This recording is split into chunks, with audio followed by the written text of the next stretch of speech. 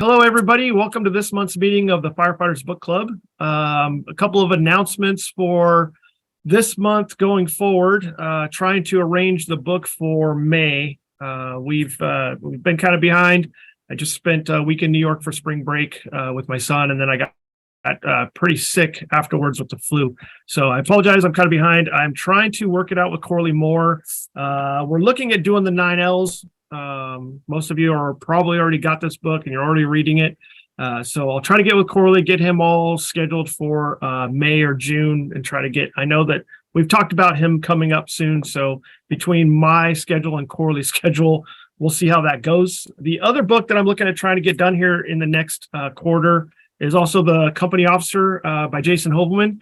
The big thing about it is he's really busy with company officer and chief officer workshops right now online. So trying to squeeze him in too. But the good thing for me is this one's a quick read, which I need one of those right now. I'm falling behind. So a quick read will be something good for all of us. I think we're all in that boat right now with the summer coming up.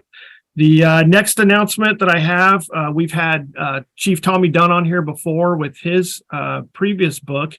He just came out with a new novel, Moment in Time. I know that we don't usually do novels on here, but I wanted to announce Tommy's new book. If you're interested, you can get that on Amazon or go direct with him on his website if you read his previous book when we had that on here a couple of months ago. And then Firefighter Book Club Publishing is luckily enough moving forward. We just sent 2 books to peer review. One was Firefighter Down, a firefighter story of post-traumatic stress. That was actually peer reviewed by the person that we're having on here today, the author Arjuna George. He helped with the peer review on that one. And Dave McGlynn's new book, The Training Officer, Do You Have What It Takes? We did a sneak peek on that the other day, and we're getting ready to send that one to peer review. So pretty excited. Firefighter Book Club Publishing is doing some good stuff, and hopefully we'll get a couple new books out as we continue to along this journey with all of you. So for this month, again, we're covering Burnt Around the Edges. If hopefully you've read this by now, if you've got to this meeting, that's the whole goal of the book club, is to try to read a book a month. I know that sometimes it's difficult with everything that we have going on, and it's actually some of the stuff we're going to talk about, how we are all overloading our plates and they're overflowing. I should probably take the Post-it note off. My wife was pretty impressed by the Post-it notes, Chief. She says, "Where do you get black Post-it notes?" I said, "They're only in British Columbia." So yeah, exactly. He was like, "That's pretty cool." So welcome, Chief, to the Firefighter Book Club. I really wanted to tell you I appreciate you being on here. And this book was really great for me because I am a person that does overload my plate and suffers the burnout here and there. I know that there's times where I crawl into a hole for a couple of days and don't come out. And I've seen it over the last couple of years as I've gotten busier and busier. And I don't think I've recognized it enough. And I think that your book has helped me recognize that. So welcome to the book club, sir. I appreciate you being here. Say hi to the gang. Yeah, it's an honor to be here. It's a privilege to be on the show and kind of share the message and kind of dig deep into Burnt Around the Edges, because it was my life story and love to share it with everyone. That's my goal now, is to, not hide anything, just share everything, all the knowledge that I have over the last couple of years going through burnout and sharing it with whoever is interested. So thank you. I really appreciate it. Yeah. And I think that it's all of us in the fire service or anywhere in any type of business or whatever can experience this. And I think you do a really good way of shaping that on really what burnout is and how it can occur. So how did it actually occur for you? And then how did it actually push you to write the book? Mm-hmm. Well, I think burnout, unfortunately, was probably smoldering in my body and my mind for probably a good decade. But it really started to impact my lifestyle, my work ethic, my performance, my production, everything in the last probably 5 years of work. So I technically retired in 2021. So when I say 5 years ago, that's 7 years ago. I really felt my body was not performing how it used to be. And I have a lot of high expectations of myself, which also is a part of that leads to burnout. But I could notice that, and I wasn't impressed with how myself was showing up to work, showing up with my family. It just wasn't bringing me joy. It wasn't it just didn't have the same drive and gusto that I used to have. And as everyone knows in the fire service, we have a huge passion for our service, our calling. And when that starts to get a little bit diminished and tarnished a little bit, that's kind of really, it hurts deep because we're so ingrained in the fire service. It's in our blood. We breathe fire every day. So when that gets affected, that's it hurts. So for myself, I had a couple of vasovagal incidents, which is a fainting spells. Those are really the initial kind of key indicators that something was wrong. Something was drastically wrong in my body. I didn't know what it was. At first, we thought it was a heart attack. Ended up being no heart attack, no damage to my heart, but it was a vagal syncope where my nervous system was just so overwhelmed, so at the end of its line, that a little bit of physical exercise that I did just put me over the edge and basically collapsed. So we were at a training weekend on Salt Spring Island here. It's called Training in Paradise. I was the chief at the time, and we went for a little PT exercise in the morning. It was supposed to be a gentle stretch, supposed to be a nice little kind of warm up to the training day. So partners were invited. So my wife and I went to the school grounds, and nice, beautiful July summer day. I had a cup of coffee, and out the door we went. Got to the exercise that was supposed to be, once again, a nice stretch. Turned out to be more like a CrossFit I-hit challenge. And within minutes, I started to feel very lightheaded. Everything kind of went cloudy and white all around me. And I just collapsed to the ground. And I was like, oh, this is not good. I'm having a heart attack right now. I actually passed out and had my firefighters, which is an odd experience for a fire chief to have your firefighters working on you. So when I kind of came to, they were all working on me. I got shipped off to the hospital, and at the hospital, nothing was found out medically damaged in my body. It was just a vasovagal syncope, which essentially is your body just saying, enough's enough, we're shutting you down. And ironically, a month later, I was at a concert in the city, and the exact same thing happened again. So shuttled off to the hospital, checked over, nothing, another vasovagal. So this was really the start of me figuring out that I had something going on in my body that was not aiding me, not helping me at all.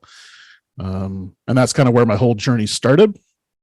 And from that point on, I started just to try any modality out there that could kind of bring my body back to some sort of homeostasis, some sort of rebalance. I really noticed that my nervous system was what was the key indicator here. And through coaching, and I had 3 coaches at the time that I was working with to kind of figure out what I should do. One of my coaches actually challenged me to write a book, because she asked me what was one of my biggest goals in life. And I said, oh, I've always wanted to write a book. That's been one of my main kind of projects in life. And she said, what's holding you back? And I said, oh, I don't know. I don't know what's holding me back. So challenged me that day. And that day I started writing my book and just dumping all my thoughts and ideas out into this journal.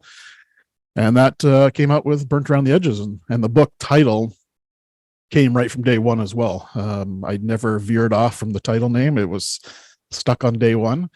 And Burnt Around the Edges is how I felt. I felt like I was burnt around the whole edges of my body, but not fully cooked through. Because I still felt I had a huge passion, a huge fire deep within me to do more and not just be burnt out for the rest of my life.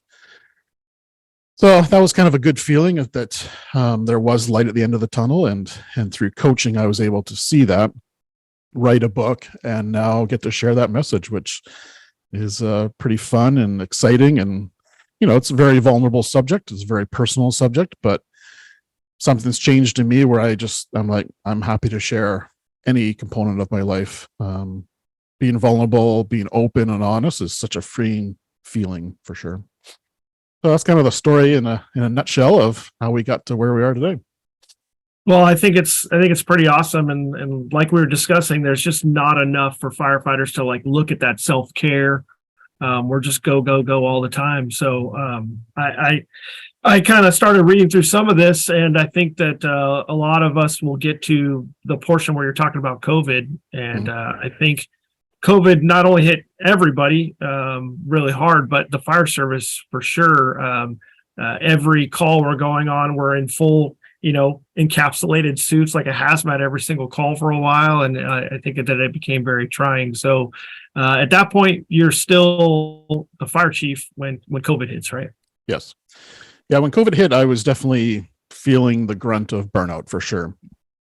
And when COVID hit, my life changed where it went from chaotic to super chaotic. As the fire chief, I had a lot of thoughts, and they're on my own self perceptions, but I had the feeling that the whole community, all the firefighters, all their partners, their families, their safety was on my shoulders. And as a fire chief, that's a good way to think, but it's not really real in the aspect that I had the whole community, the whole island's safety on my shoulders. But that's how I felt at the time. So I would work around the clock, making sure that things were safe as much as I could for the firefighters. I logged in more hours on my cell phone than I had in months, just in a single week. Meetings with the operations centers, the government, different fire services in our neighboring communities. It was nonstop. And really in the early days, everyone thought, you go outside, you're going to die. Like it's instantly, who knows what we're going to experience, right? So we're all very kind of on edge, as for a few weeks until we kind of figured out that, what procedures and protocols we need to put in place. Yeah, so that was definitely a challenging time. It wasn't necessarily why I took my leave, which I took my leave in June of 2020, so midway through the big outbreak. But it definitely helped. It definitely helped, and it probably 10x'd my burnout that I was already experiencing, to the point where I decided on June 23rd of 2020 to take a sick leave and a stress leave and take some time to self-reflect and see if I could maintain this job, if I could continue on. Because at that point, I really felt like I was done. I felt like I was permanently burned out and probably never ever work again. Lucky enough, that's not where I am today. But I have left this fire service operationally, but I still feel very connected to the fire service. Like I said, we got fire through our veins. So I'm trying to find different ways to be of service to the fire service, and my book, my coaching, my TRE, it's all part of supporting the fire service. Yeah, you brought up the TRE, right? Can you explain what that is for? TRE, so it's tension/trauma releasing exercises. And TRE was one of the modalities that I tried fairly early on for my own self-care. So what TRE is a method of, so Dr. David Berceli invented this several years ago in the States. And what it is 7 exercises that you go through and you fatigue your core fight or flight muscles. So your core fight or flight muscles are from your ankles up to your lower back. Those are the big, strong muscles that really help us flee from danger. And it can be a perceived danger. So that perceived danger could be a stressful meeting with the chief. It could be a stressful meeting with your partner. It doesn't necessarily have to be that lion or that fire chasing you. It can be perceived in your head as a threat. And when that happens, all those core muscles tighten up and get more and more tense, ready for fight or flight.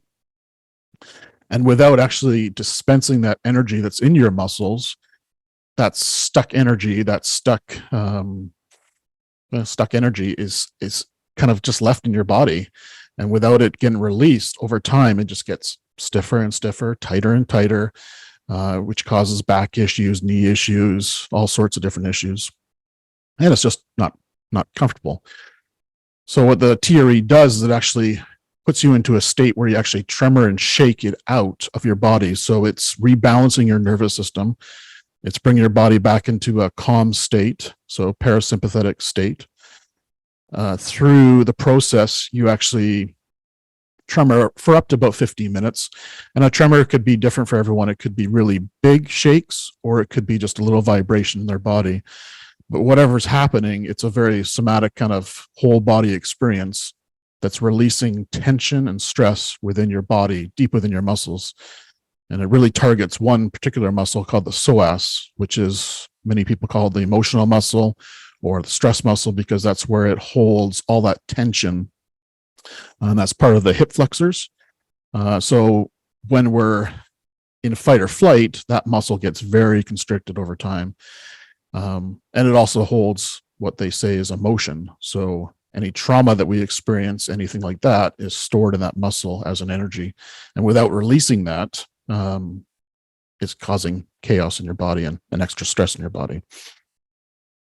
So it's one of those modalities that I tried fairly early on. I did 2 sessions with a local provider here. And within 2 sessions, I felt a huge increase in my ability to just function. It totally rebalanced my nervous system just after 2 sessions. I felt like I had some energy in me and some gusto. So I loved it so much that I actually signed up and became an actual certified provider for TRE. And now my vision is to share that TRE message and the actual process with people across the world in the fire service and other first responder agencies. Because I truly feel it's a self-care tool that once you learn it, you can have this self-care tool for the rest of your life without having a provider to walk you through it or any other expenses. It's a tool that you can own after. And it's one of those tools that you can do 1 minute in the bathroom before a stressful meeting. You can do it 1 minute in the front seat of your fire truck when you come back from a call. And it just releases that tension in your body and just allows you to go back to how you were before that adrenaline dump that was put into your body. There's probably lots of videos and people seen on National Geographic of the lion getting chased by a gazelle. And we use that in TRE to set a picture that when a lion's when a gazelle is getting chased by a lion, there's 2 outcomes. The gazelle gets eaten, or it hides off in the bush, and it'll actually shake off that tremor and shake off that trauma that they just experienced by getting chased by a lion. And that's what the human body is supposed to do. But we've kind of culturally taken that out of our society, that shaking is okay. And I can understand that. Shaking is definitely a very intimate kind of personal thing. So that's where David Berceli invented this, where you can do it in the safety of your own home or in the safety of your workplace, and actually release that energy. So it's pretty powerful. So I invented this company called TRE Fire, where it's kind of my target is to support the fire service with TRE. So for a profession like ours that's constantly in that fight or flight state, you're trying to actually just balance that out a lot more often. Yes. And like you said, with the fight or flight, I got trapped in a garage in 2006 during a wildland fire. And, there was auditory exclusion. There was, problems remembering common terms on the radio, so when you're actually in those positions, trying to have less of a reflex to that, because I can personally tell you don't know what your body's going to do until you're in that type of position. So trying to train your body to be prepared for that prior to is what you're working on. Yeah, and also after the fact. So if you experience some sort of stress or trauma, and that could be just a regular house fire, or it could be a traumatic MVI, whatever that looks like, or it could be even just an argument with your partner. You can go back to a safe spot in your house, your bathroom, your bedroom, whatever that looks like, and just shake out what you experienced, and you're back to kind of the normal you. It's definitely it's like I said, it's a very intimate kind of shaking. It's not something that people are particularly interested in doing in front of people. So that's where this TRE was invented, to do it in the safety of your own space. And you can do it for up to 15 minutes, or you can do it just a 30-second shake in the bathroom before you go to that board meeting, that council meeting, whatever that looks like. You can just shake off your energy, because when you go public speaking or something like that, your hands start to shake or your leg starts to shake, And you can actually release that prior to going on stage or prior to making that speech or whatever that looks like. It's just a way to release energy. And a lot of that energy is nervous energy for sure. Yeah.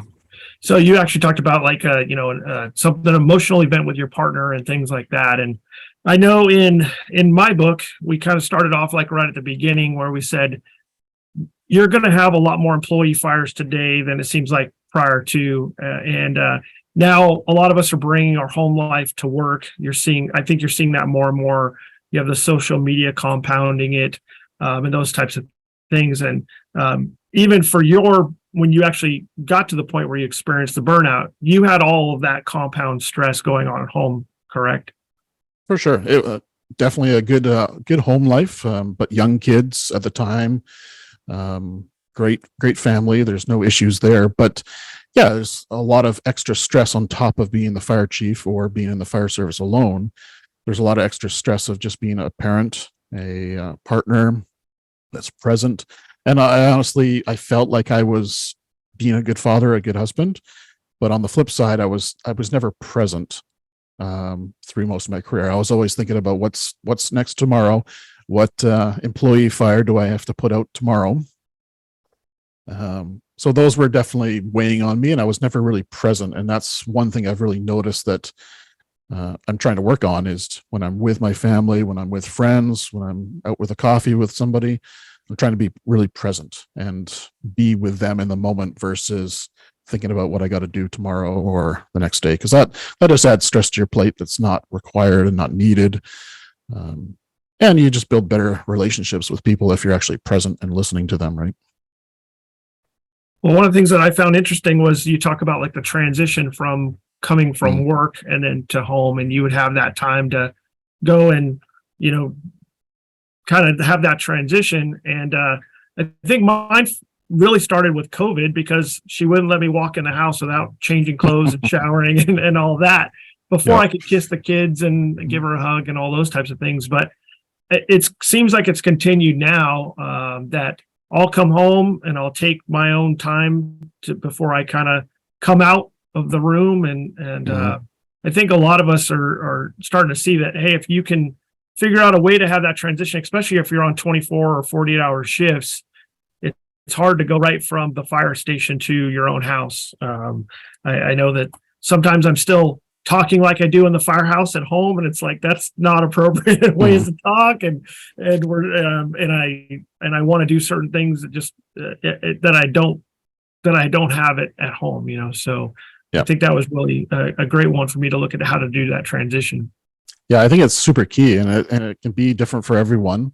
Some people I know, they go to their garden and they'll pick weeds for a few minutes before they go into the house to see their kids or their partner, or they'll just play with the dog outside. Or for myself, I went either to the bathroom or I went to my room, took off my uniform, and just that symbolic removal of the uniform was like, okay, now my body knows, my mind knows that I'm in dad mode, husband mode, not in fire mode. And it just helped. What didn't solve all my thoughts about what was going on at work, but it helped. It helped for sure. So yeah, I would highly suggest any way people can kind of divide their work life from their home life in some sort of transition ritual would definitely help them in managing and bringing home their work stress. And I guess same going the other way, right? So when they're going to work, they kind of have that feeling, they put on the uniform, now I am a firefighter versus a husband or whatever. So yeah. Chapter 4, you start getting into, I love the analogy, right? The plate, as far as like it overflowing and you just filling it. Can you explain how you came up with that and some of the things you discussed in that chapter? Yeah. So the stress plate, well, really, it's always been a word that I've said is, I got so much on my plate. So it came naturally to use that as a visual. But in conversations with my wife, we kind of came up with this kind of setting. So you got the placemat, which is your foundation. Then you got the plate and the cutlery, the cup and all that. So for myself, my plate was very big. I had a massive buffet plate, like I say in the book, a Las Vegas size plate. And I just kept piling stuff on it all the time. Like I would never say no to an opportunity. And I think like I said in the book, I'm not necessarily consider myself a yes man where I'll say yes to anything, but I'll say yes to things that I feel can either improve the fire service, improve our operations, improve my own personal life. I'll take those on, even if it's starting to pile up my plate. But I definitely figured out that piling my plate, there's a limit to how you can do that. So I talk about different strategies about, reducing your plate visually and saying no to things. Saying no is, through my coaching world, saying no is a complete sentence, which I think is a pretty powerful statement, that no is a complete sentence. And you don't owe explanations to anyone why you can't add that onto your plate.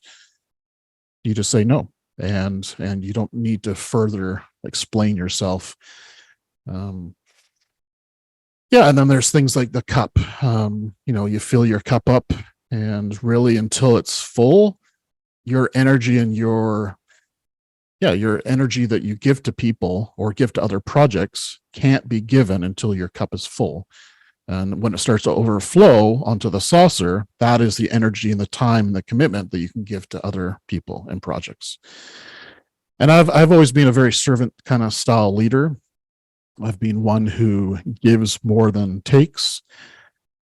And I still believe that's a very important factor in leadership. But on the flip side, I wasn't taking care of myself at all, where I was not being of service to others because I wasn't being optimal myself. So it was kind of a bit of a dichotomy for me to go back and forth of like, I want to be a servant leader. That's my style, but I also need to take care of myself at the same time. And I can't be of good service to others if I'm not taking care of myself. So the stress plate was really just a way to kind of paint a visual of how much we put onto our plates, how we can actually take some off by using our fork and our knife and cutting pieces off our plate. And maybe sometimes we downsize our plate, or we give some leftovers to somebody else to take care of, which is delegation. So it really is a nice way to think about our whole operation of life, and how we can separate it and, shove stuff off, take more, reduce our size or basically our capacity, and live a healthier, well-balanced life. Yeah, actually, when I'm done with this meeting today, I'm actually going into one of our classrooms. We have a company officer 2 class going on, and I'm actually going in and teaching a class about time management. Weird that I shouldn't be teaching that at all. I have major problems with it, but with that, it's breaking those tasks into smaller chunks. You talk about prioritizing, but you also talk about procrastination, and I think sometimes I'm the president of Procrastination Nation. All these time management strategies and all that help with trying to prevent the burnout. So what's some of the other time management strategies that you've done? Well, during burnout, I would say that my procrastination was extreme. Just like you said, I might have a doctorate in that. And I don't know why, but that is how I operate. I like to leave things not to the last minute, but almost to put under pressure. And I really think now, in kind of looking back into time, it's because I wanted that adrenaline dump. I wanted that boost of hormones going through my body that I'm like, all right, I'm under the gun. I got to do this. And usually I'd knock it out of the park, do a good job. But I'm finding that was just adding stress to myself, that I was waiting till the last minute to do that project, do that article, whatever that looks like. Even though the end result was good, I was still putting stress on my plate because every day I was thinking about that article I got to write, that I got to do that edit on the book or whatever that is. So it's always nagging in the back of your head. Even though I could have easily done it, I just continually procrastinated. So I've definitely identified myself as a procrastinator. And for the last, 2 years of kind of going through the recovery process, I've kind of done some objects there. So I've taken priorities I definitely recognize was a weakness of mine, where I would have a gazillion balls up in the air. And for myself, I really I really wasn't finishing all the balls, and I wasn't doing a great job in all the balls. I was doing a good job, and I want to, I got pretty high expectations. I want to do great jobs. So I really fine-tuned what I was working on, and the book was number one goal. Actually, starting off, my self-care was the number one priority. After I kind of got that balanced, it's going to be a life goal, but it's balanced. Writing my book was priority number two. After that was getting my coaching certificate and launching my own business. So I really broke it down from a gazillion balls in the air down to one. Once I finished that, moved on to the next project. And I feel like I'm doing a better job of that. My procrastination still there for sure in certain areas. I don't know if that's a trait that I'll ever get rid of completely, but it's better than it used to be. Also in my calendar, I think that's a huge bonus. I've been blacking out times in my calendar.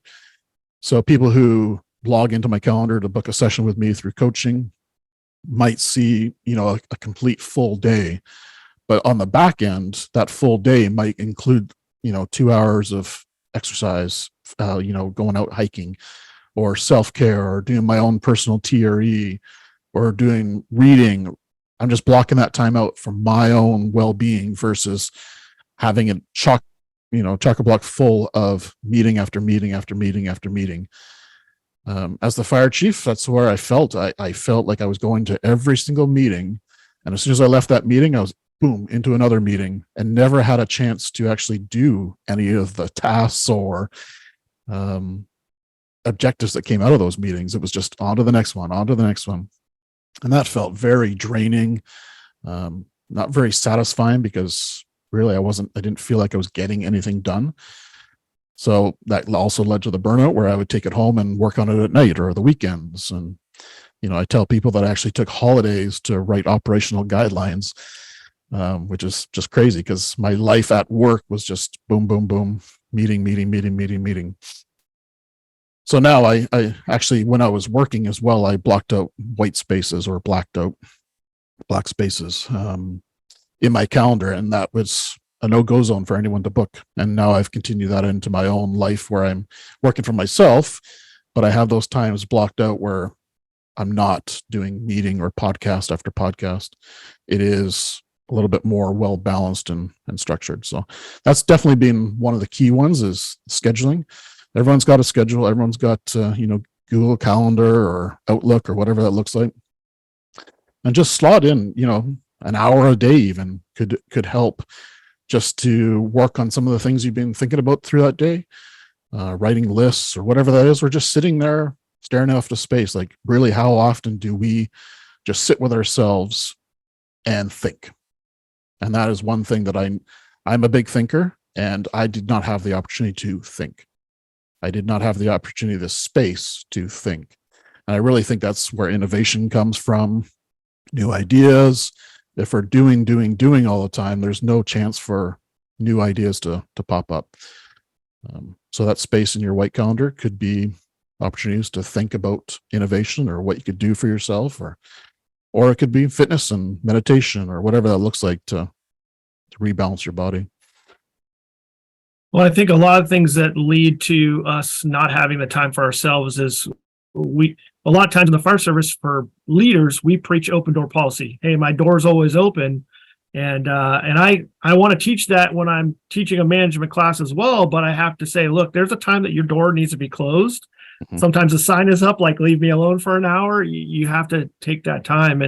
And even for the company officers, like teaching them on that you understand, like, yeah, your fire chief or your battalion chief might have that open door policy, but if you continually barge in on them because the door's open, it's just affecting their time management. Is it something that can wait? How important is it right now? Can you schedule like, hey, do you have some time today to meet with me versus constantly? And I found myself when I was at the downtown station where the headquarters is, I was constantly going over to the chief's office and knocking on his door. Hey, what do you think about this? And he was always great about it. The door was open. But when I got transferred to the outlying station, I wasn't able to have that access to the fire chief, and I would have to schedule it. And we got a lot more accomplished, it seemed like, than the constant knock, so Mhm. I think that's one of the things, like learning how to not only be taking your own time, but not how to steal other people's time away from them with your time management strategy. Yes, 100%. I was the same way as well. I had an open door policy, and in the last couple of years of being the fire chief, I actually got like a hotel door hanger style that said "Do not disturb," and I basically told people, and through communication, people understood why I was doing it. But I was like, I cannot keep up with the demand of work that has to get done here if my door's open all the time. But when it's open for you to come in. That's a signal to you that I am here for you. When it's closed, I got stuff to do that is time sensitive or whatever that looks like. Or it could be just for me to think about, okay, how am I taking on this day? And I think over time people start to understand why that was happening, but it was a bit of a culture shock to having the door closed, right? So, but I think it's useful to have that closed once in a while. Now, even in your book, you referenced seven habits of highly effective leaders with Stephen Covey and all that. But you talk about the 10-10-10 rule for you, right? What's that all about? Well, the 10-10-10 is something that I just kind of learned while I was going through the book. But when you're making decisions or thinking about problems, just kind of consider to yourself, is it going to matter in 10 minutes? Is it going to matter in 10 hours? Is it going to matter in 10 months? 10 years. And when you look at it like that, it really helps you define your decision making, because if it's not going to matter in 10 minutes, then just leave it alone and go on to something else, because that obviously is not a huge priority. It's not a big deal. It's not going to change a lot of the environment around you. If it's gonna matter in 10 years, then maybe that's something you got to think about and how that decision comes out. But it's just a nice way to kind of define your decision making and how you want to approach different challenges, and just kind of think to yourself, is it going to matter in 10 minutes, 10 hours, 10 months, 10 days, 10 years? It's just an interesting way to kind of make some clarity in your mind if it really matters that much. Yeah, I've had the choice of kind of doing that sometimes. The crew will come to me and they're panicking about something. It's like, okay, somebody gonna die over this? No, okay, then we got time to like figure it out and do that non-discretionary time decision making. So yeah. On the flip side, if it's going to matter in 10 minutes, then it's kind of priority number one, right? Yeah, so that's a nice way to define it. If you're a procrastinator, if you should work on this problem right now, or if it can wait, right? So as we get further down into your book, you start getting into some of the strategies and tactics for, avoiding burnout. Can you discuss a couple of those, whether it's breathing techniques or whatever you want to kind of discuss? Yeah, well, I definitely think there's a few. Hydration would be one big one that I think I felt like I drank a lot of water prior to being burnt out. I always had a cup in my hand. I was drinking water, but I lived off coffee more than anything in the fire service, and much like probably everyone listening right now. So water definitely wasn't a huge increase for myself. I kind of just doubled, tripled my water intake. And water, you might sound, what's the big deal? But our whole body is, 60, 70% water. Our brain is like 80% water. So water is pretty critical. And if we're not getting that into our system, our mental health and our physical health is going to diminish.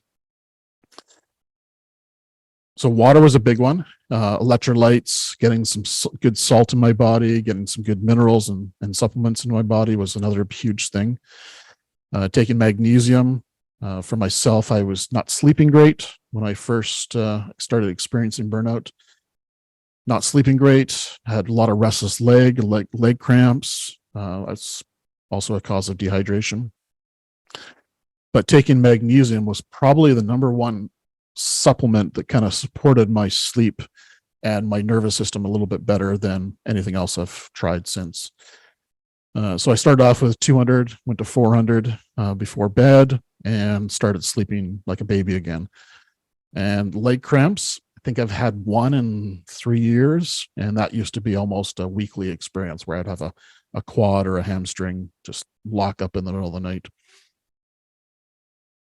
So that supplement, definitely a game changer. If anyone's having issues with sleep or muscle ache or leg cramps or restless leg, definitely talk to your health provider and see if that's a good option for you or not. Massage and acupuncture, two huge components of my life that I still do every month. And I would highly recommend that people, if they have benefit plans, to utilize them, because massage and acupuncture is working on your nervous system. So every time you have a massage, and I'm not talking the spa style, I'm talking a therapeutic massage. Every time you get a massage, it's 1 hour of your own personal time where you get to lie down, relax. Not everyone gets that opportunity unless it's forced on them. And you get somebody to work on your nervous system, because every time you have a massage, it's not just the muscles, but they're also massaging the nervous system. Acupuncture kind of goes hand in hand. I do both those sessions usually together. So I have an hour of massage and then an hour of acupuncture. And that acupuncture for me has been a game changer in releasing that stuck energy in my body. And that stuck energy comes a lot from emotions. I don't consider myself an emotional person at all. And I held all those emotions in. And when I say emotions, it's usually frustration and anger were kind of the key ones for me. And that's a pretty potent energy emotion to get stuck in your body. If you don't process that anger, that frustration somehow, it's very toxic, and it can add to ailments in your body, cancers, and all sorts of things. So for me to be able to release that through acupuncture, that was a game changer. The very first acupuncture session I had, she essentially did a PTSD modality of pins located throughout my body. And I laid on the table for 20 minutes or so, and it felt like there's a ball of fire. I kind of refer to it like a little Hot Wheels car going through a racetrack through my whole body on fire.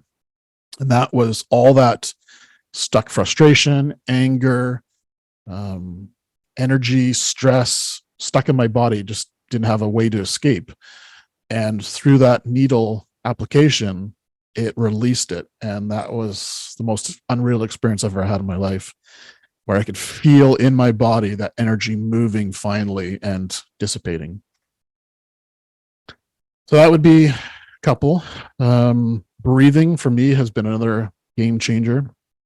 I use breathing now on a daily basis. And in my book, I talk about, I just learned how to breathe a couple of years ago, which is true because I've always been a very shallow breather. I've been a very up in my high chest breather. My very first time with a breathing coach, he told me to take a deep breath in, and I went and basically just filled up my upper lungs. And she said, "No, you're doing it all wrong. You got to do some diaphragmatic breaths where you go into your stomach and your diaphragm." So now I don't even breathe into my chest. I breathe strictly into my stomach. And it's made such a huge impact on my life. And you wouldn't think that breathing has that much of an impact, but it truly does. And when you start to breathe correctly and full and slow, it changes your whole nervous system and how you show up. One of my favorite breathing exercises is 4-7-8, which is breathing in through your nose for 4 seconds and then holding for 7 and then out for 8. And the key that I like about this one is there's science behind it that the longer your exhale, your body knows that it's time to go into a rest and digest parasympathetic state. If you have a long inhale, which is what I used to do, that's actually telling your body to go into a sympathetic state and get ready for action. So there's good times that you want that to happen, such as you're about to do something that requires some extra energy. You can actually train your body to have longer inhales, shorter exhales that actually get you into that fight or flight, which could be good for a race or some sort of combat challenge or something like that. But if you want to actually rest the body and actually go into a relaxed state, the longer the exhale, the better. So that's where I kind of really got a lot of benefit out of the 4-7-8. There's also the box breathing, which I think probably most people are familiar with, which is the 4 in, hold for 4, out for 4, hold for 4. It's pretty popular through military, fire service. Great technique, and it's something you can do just prior to even going to a fire. You can do that in the back seat of a fire truck on the way to a call. You could do it anytime, really. It's a very simple process and procedure that people won't even notice that are around you. It's not like you're sitting there doing some breathing exercise. It's just a very low-key kind of tool that people can use. Yeah. The other one that you kind of talk about, the leg cramps, I have that, the restless leg syndrome, the problem sleeping. I mean, I experience all those types of things, but I've noticed that going around a lot of the fire stations lately, there's a lot more electrical tape covering up little blue lights on TVs and cell phone chargers and things like that. And Yep. I never thought about it before, but yeah, getting rid of a lot of those small little tiny lights, trying to get you to sleep more. But the other one that I was looking at that you kind of discuss is going into like preparing to sleep. You're doing those breathing exercises prior to. Yeah, for sure. You can do it. Well, it depends how you're feeling that day. If I'm feeling rested, I don't necessarily need to, but if I'm feeling anxious about something that's happening tomorrow, the next day, to set yourself up for a good night's sleep, you don't want to be worrying about that through the night. So a couple strategies I do is either breathing exercise or some TRE just before bed. TRE just before bed is definitely a benefit for sleep. It really allows your body just to almost conk out after you've done your shake into a deep sleep. But another one is having a notebook next to my bed. For myself, I would lay in bed thinking about, okay, I got to do this tomorrow, I got to do that tomorrow, I got to do this tomorrow, I got to do that tomorrow. And if I just stew on that all night long, my sleep is shot. So I would do brain dumps at night and just dump everything that's in my mind onto that piece of paper. And then magically my mind would just say, okay, it's on paper. I'm not going to forget about it. We can now go to sleep. And I think that really helped me, especially when I was the fire chief, to clear my thoughts and have a quieter brain going to sleep versus thinking about everything was going to happen tomorrow or the next day.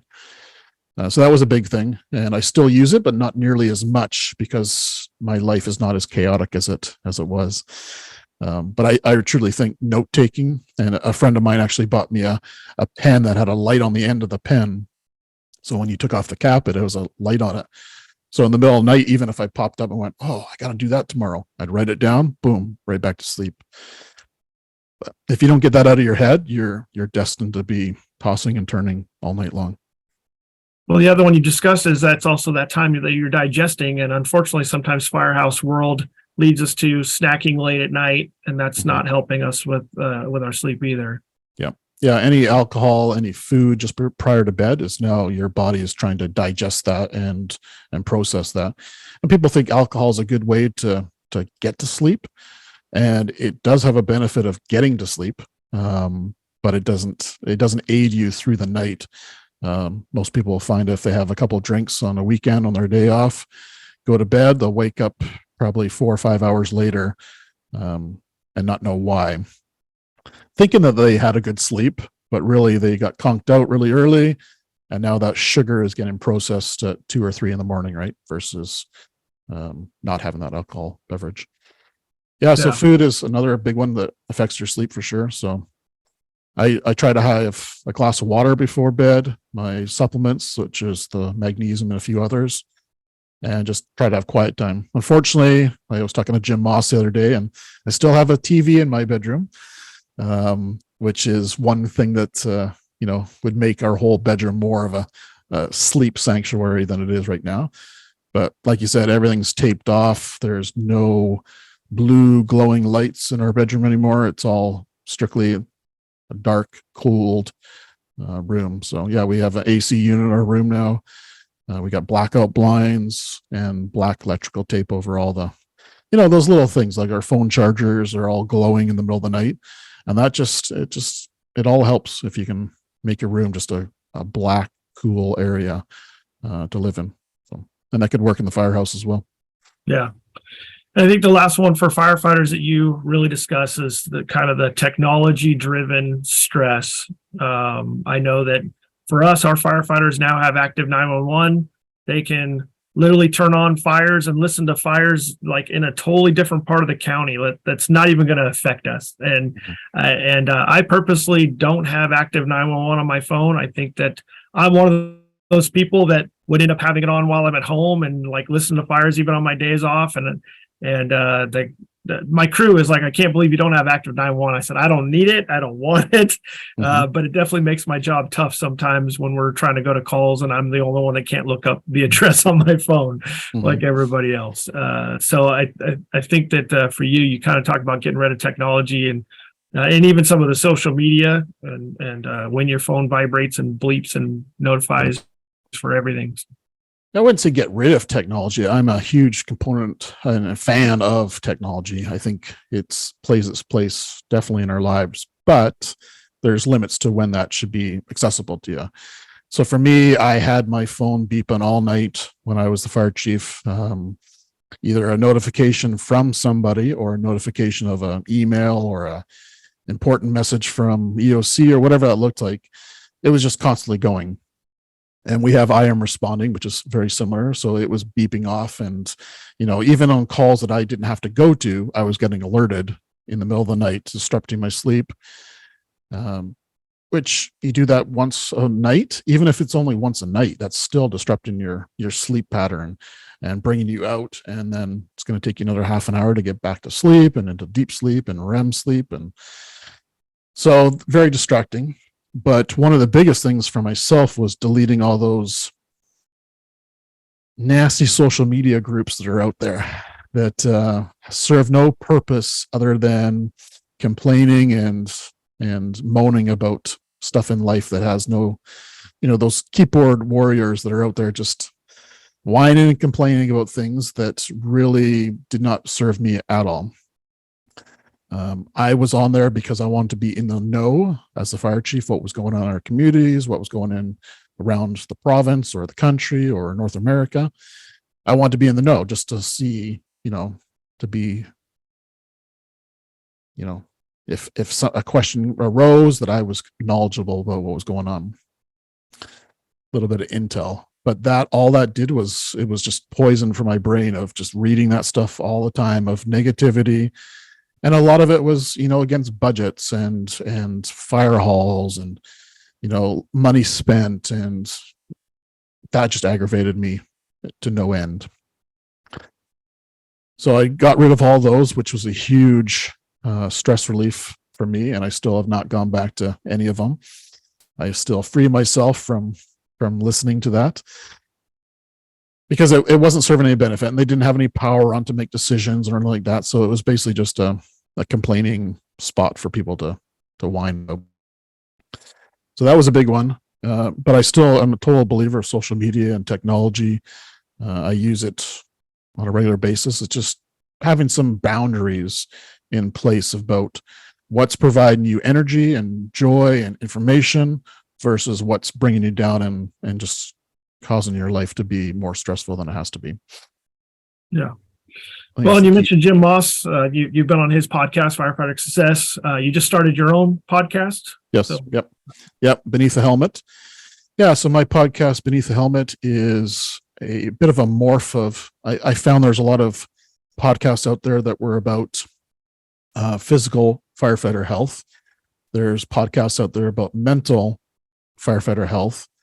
And I wanted to kind of bring the two together into one podcast that was talking about everything beneath the helmet. So mind, body, and spirit is kind of the three words that I kind of classify the podcast as.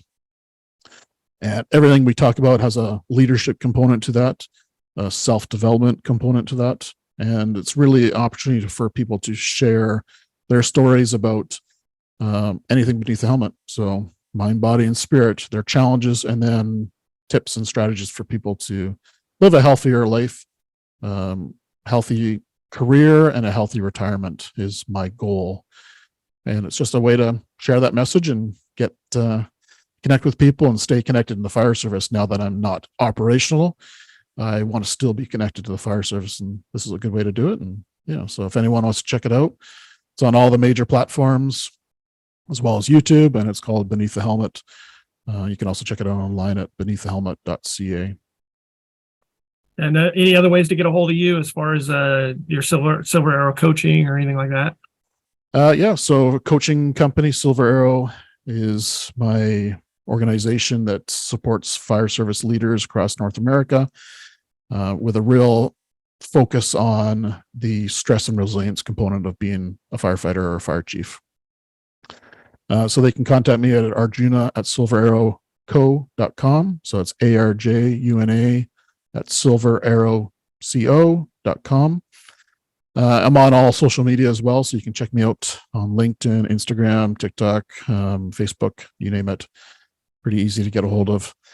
And happy to share my story, happy to share my experience. If people want a copy of the book as well, it's through your organization, through Amazon, Google, as well as through my website at burntaroundtheedges.com. And last but not least, you said you're coming out with a workbook for your book? Yeah, so this October will be the 1-year anniversary of Burnt Around the Edges. So I'm planning on doing an actual revision of the book. There'll be some an added chapter for sure, and some added components, some diagrams, and just spice it up a little bit. And with that, my goal is to have a workbook that has been highly requested from many of the readers to accompany that coming out in October. So that's the plan there. And any other books that you're looking at?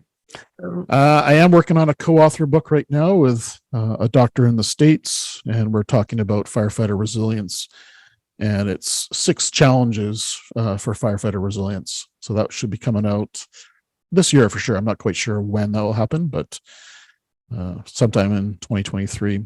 And then I'm working on a personal book, which will be the 12 archetypes of the fire service firefighter. I'm not sure on the title yet, but it'll be 12 archetypes that are in our firehouse that everyone works with and everyone knows.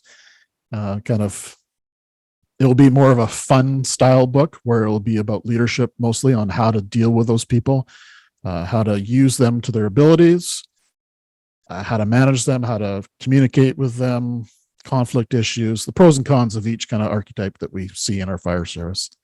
And I'm sure right now you're probably thinking of a couple of visuals of archetypes that you could think of. Yeah. That's what my book's all about. They're sprinkled everywhere. Yeah, it doesn't matter where I'm teaching. Everybody has that guy. So yeah, exactly. Yeah. Well, I'm glad that you're coming out with some more books. I'm sure the Firefighter Book Club members will enjoy that. They're all leaders and readers, and that's what it's all about. So thank you again, sir, for being on here. I appreciate you taking the time, and hopefully we didn't stress you out too bad with some questions. No, not at all.